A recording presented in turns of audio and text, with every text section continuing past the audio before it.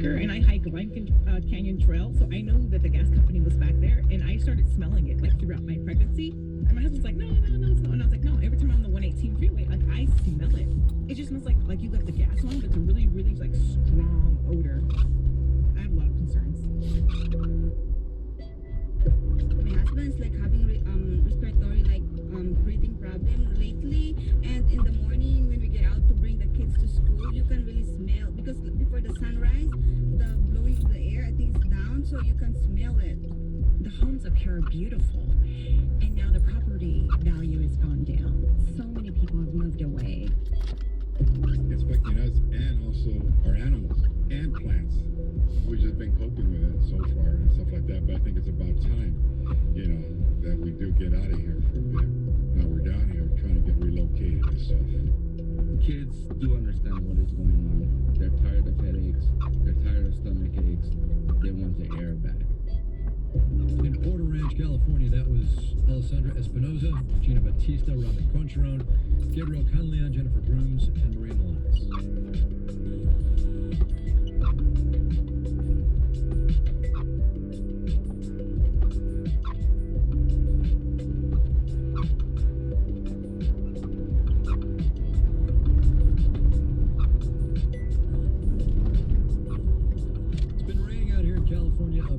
This winter, El Nino is being very good to us, but we're still technically in a drought, and there are water shortages going on all over the world.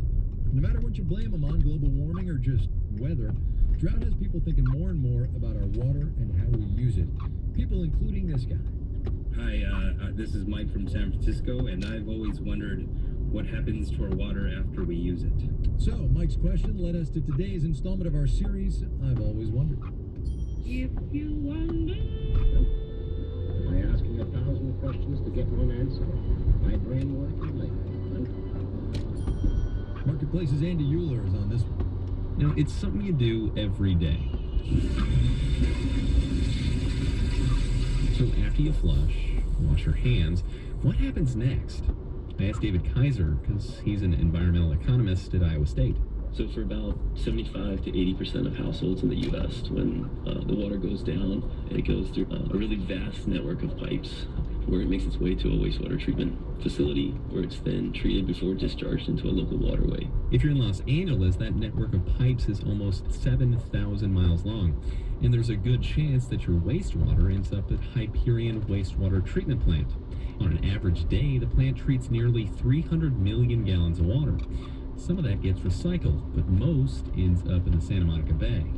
I met Tim DeFera, the plant manager out there, for an explanation of exactly what goes down at the plant.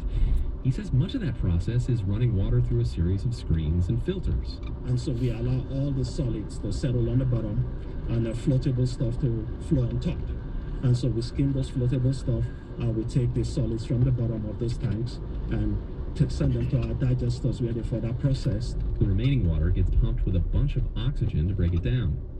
After that, it goes to the most visible part of the plant, 36 circular pools that house the water in the final stage of the treatment process. And those birds that like to hang out in the pool most days, DeFera says they're there because they know the water's clean. But those pools are only a fraction of the plant's infrastructure. Most of it is underground. James Mihalsic teaches civil engineering at the University of South Florida in Tampa. There's almost 150,000 manholes, and there's close to 50 pumping stations, so most of the underground infrastructure that serves that plant is quite extensive, and most community members wouldn't even know it existed.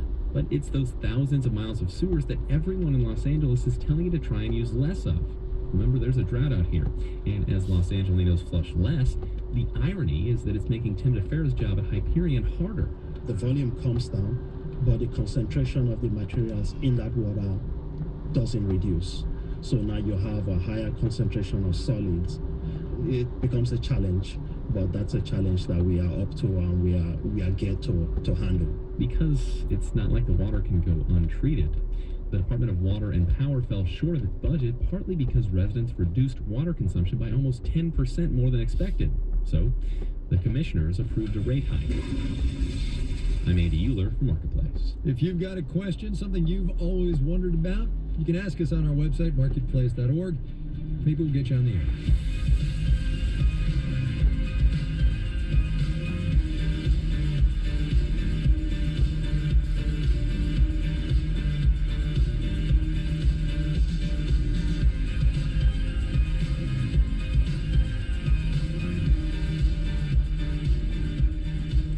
Final note on the way out today, in which Bill Gates reveals himself to be just a little bit creepier, maybe controlling than we might have thought he was. Gates did an interview with the BBC over the weekend, in which, among other tidbits, he said that back in the early days at Microsoft, he memorized employees' license plates so he could keep track of when people were coming and going. Fine, I guess, startup pressures and all that, but he didn't want to just memorize, people and faces because he worked with them,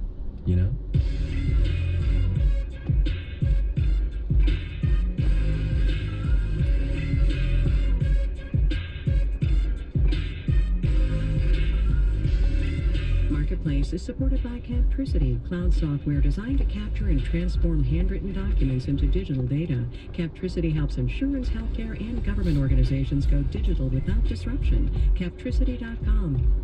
And by TalkDesk cloud-based call center software. Chosen by over 1,000 businesses, TalkDesk offers enterprise performance and one-click integrations with Salesforce and more. TalkDesk.com.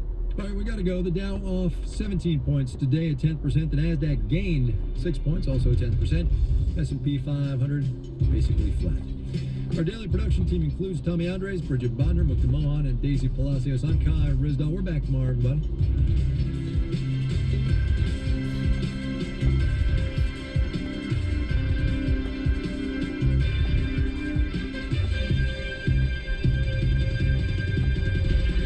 This is APN. WNYC receives support from CA Technologies, who believes that every business is in the software business. CA software and services work to help companies optimize their digital transformation in the application economy. More information is at ca.com. Coming up next on All Things Considered, after almost a year of listening, campaigning, debating, and mostly waiting, the vote is finally on, and they are caucusing in Iowa. What's caucusing, you ask? Well, coming up next, you're going to hear all about the Iowa caucuses, the process, and the results that we anticipate will start us on the road to the White House in 2016. We'll take the first steps just ahead on All Things Considered. Tonight it is unseasonably warm. We've got a chance of showers, especially after 9 p.m. Lows in the upper 30s, maybe even just above 40 degrees. Currently it is 52 degrees and overcast in Central Park at 7 o'clock.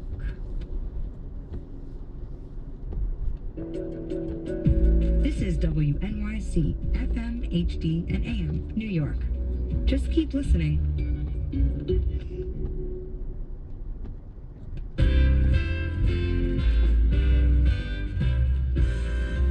The first official voting of the 2016 presidential contest begins as the caucuses get underway in Iowa tonight. It's Monday, February 1st. I'm Jamie Floyd. This is All Things Considered on WNYC.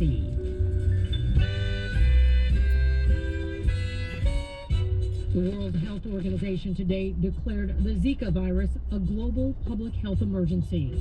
Now, a company in England has figured out how to genetically engineer male mosquitoes so their offspring don't survive. In every trial, we've reduced the population by over 90% in about 6 months. So it's really very effective. Combating the Zika virus just ahead, and how to avoid information overload. The Info Magical answer is coming up after news headlines.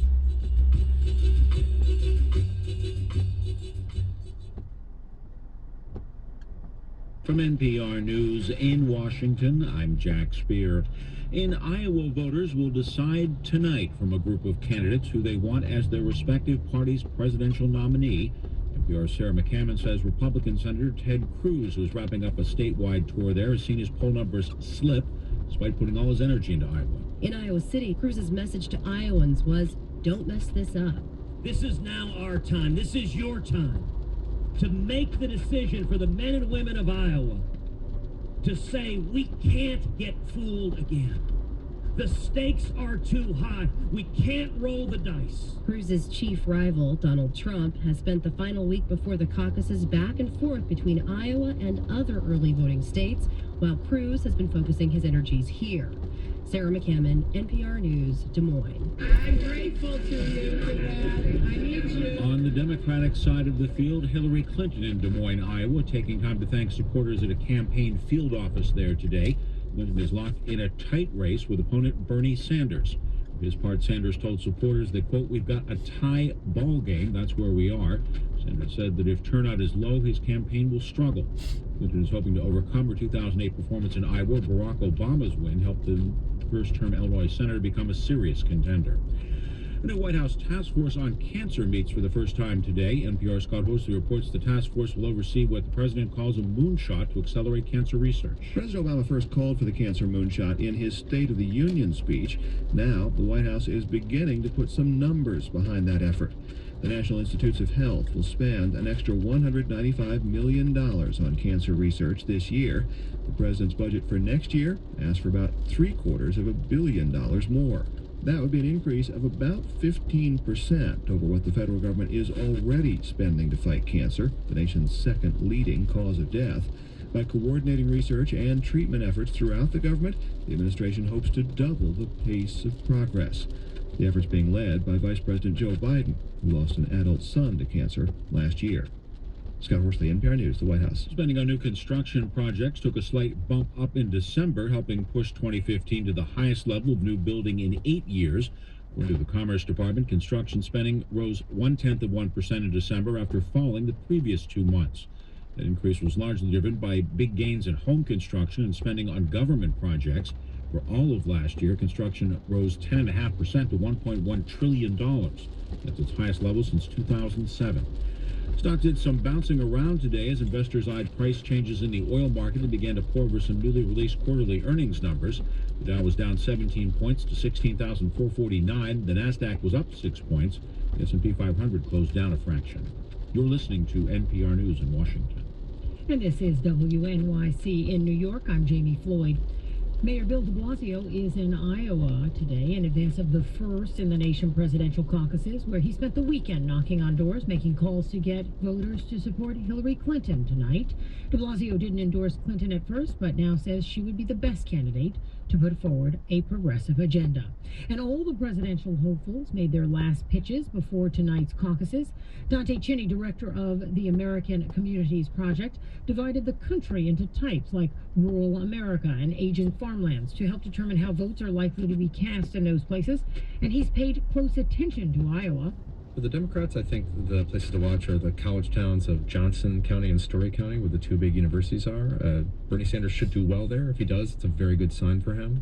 On the Republican side, look around Des Moines. That's Polk County and Dallas County. Those are ex-urban areas. If Trump does well there, that means that the establishment is having a difficult night. Stay tuned to WNYC for live returns with Brian Lehrer tonight beginning at 8 p.m. WNYC will also be tweeting out results by community type as the returns come in. You can follow it all at WNYC. And closer to home, New York City Council members may be giving themselves a raise this week. A council hearing is scheduled Wednesday to push through a package of bills that includes a 32% salary increase for members. The legislation would also make their positions full-time and ban outside income. The raise would bring base salaries up from more than $112,000 per year to more than $148,000 per year. The council is expected to approve the bills at a full council meeting on Friday. Warm temperatures in our listening area, currently hovering in the 50s this hour. Tonight, a chance of showers, especially after 9 p.m. with lows in the upper 30s as we approach midnight. Tomorrow, Tuesday, it will be sunny with a high near 49 degrees. We may even crack the 50-degree mark. But Wednesday, the rain will roll in showers and possible thunderstorms, but a high near 60 degrees. Currently, it is 52 degrees and overcast in Central Park at 7:06.